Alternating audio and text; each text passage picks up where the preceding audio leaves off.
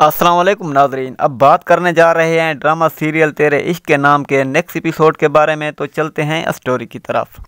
رتبہ بہت پریشان ہو چکی ہے کیونکہ رتبہ کا ایک اور سہارا ٹوٹ گیا ہے۔ وہ اپنے باپ کی یادوں میں بہت زیادہ پریشان ہو چکی ہے اور اپنے باپ کے آخری الفاظوں کو یاد کرتی ہے کیونکہ باپ نے اسے آخری وقت یہ نصیحت کی تھی، رتبہ خورشید کو کبھی مت چھوڑنا، تمہارے لیے سب سے بہتر اور مخلص خورشید ہے۔ رتبہ بیٹی، اس بات کا خاص خیال رکھنا۔ اور اس پریشانی کے عالم میں رتبہ کو خورشید کی بہت ضرورت تھی، جسے وہ باتیں کر کے اپنے درد سنا کے اپنے غم کو ہلکا کر سکتی تھی، لیکن خورشید نہیں آ سکا۔ رتبہ کو خورشید پر ہوتا ہے، لیکن خورشید کی بھی مجبوری تھی اور وہ پردیس میں بیٹھا غم زدہ ہے کیونکہ اس کے باپ جیسا خالو اس دنیا سے چلا گیا اور اس کا آخری دیدار بھی نہیں کر سکا۔ اور خورشید کو بار بار رتبہ کا خیال بھی ضرور آتا ہے، مگر وہ سوچتا ہے کہ وہ کس حال میں ہوگی، کیسی ہوگی۔ پھر سوچتا ہے رتبہ کا خیال رکھنے کے لیے تو التمش ہے، وہ اسے سنبھال لے گا، اسے میری کیا ضرورت ہے۔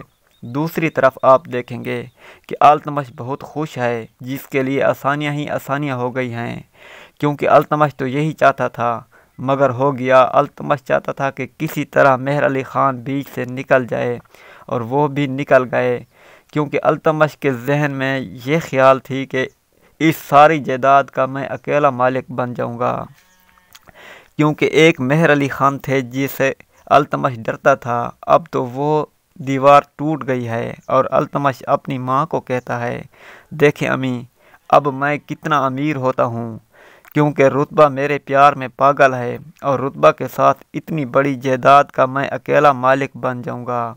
رتبہ کو میرا ہونے سے کوئی نہیں روک سکتا۔ ایسا تو میں نے خواب میں سوچا تھا، آج حقیقت میں بدلتے دیکھ رہا ہوں۔ التمش کو نہیں معلوم تھا کہ آگے کیا ہونے والا ہے، مگر اپنی خوشیوں میں وہ خوش ہے۔ دوسری طرف آپ دیکھیں گے اسکا کی پریشانی تو اب شروع ہوئی ہے، کیونکہ التمش کو اب کوئی روکنے والا نہیں ہے، کیونکہ پہلے تو ماموں رتبہ کو روک سکتے تھے، لیکن اب تو وہ دونوں آزاد ہیں۔ لیکن میں رتبہ کو کبھی بھی التمش کا نہیں ہونے دوں گی، کیونکہ التمش صرف میرا ہے۔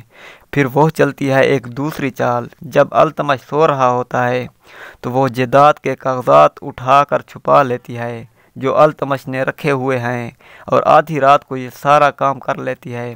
دوسری طرف آپ دیکھیں گے التمش اپنی ماں کو لے کر جاتا ہے مہر ہاؤس تاکہ رتبہ کی خیر خبر لے سکے، اس گھر میں ابھی کون کون ہیں۔ جب وہ جاتے ہیں مہر ہاؤس تو کیا دیکھتے ہیں، رتبہ اپنے باپ کے غم میں ہلکان ہے اور التمش رتبہ کو اپنے ساتھ چلنے کو کہتا ہے اور کہتا ہے کہ تم اس گھر میں کس طرح رہو گی، تم ہمارے ساتھ چلو، ہم تمہارا خیال رکھیں گے، اتنے بڑے گھر میں تمہارا اکیلا رہنا مناسب نہیں ہے۔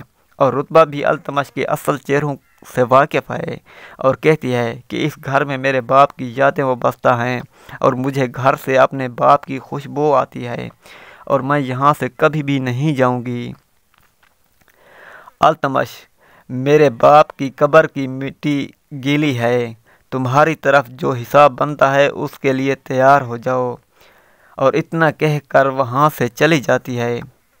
رتبہ جو کہ اسکا کو چوکانا چاہتی ہے اور التمش سب کرنے کو تیار ہے۔ دوسری طرف آپ دیکھیں گے اسکا کا التمش کے آگے ہاتھ جوڑتی ہے اور اسے منتیں کرتی ہے کہ آپ میرے ساتھ ایسا نہ کرو، مجھے رتبہ کے آگے مت جھکاؤ، میری کیا عزت رہ جائے گی رتبہ کے سامنے۔ اسکا آنکھوں میں آنسو لیے اپنی محبت کی بےعزتی برداشت کر رہی ہے، مگر التمش پر اس کی کسی بات کا کوئی اثر نہیں پڑتا، کیونکہ التمش کے سر پر صرف لالچ کا بھوت سوار ہے، اسے اگنور کر کے چلا جاتا ہے۔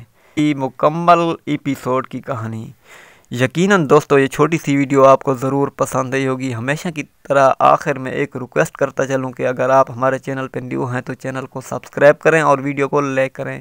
ملتے ہیں کسی نیکسٹ ویڈیو میں، تب تک کے لیے آپ اپنا رکھیں بہت سارا خیال۔ اللہ حافظ۔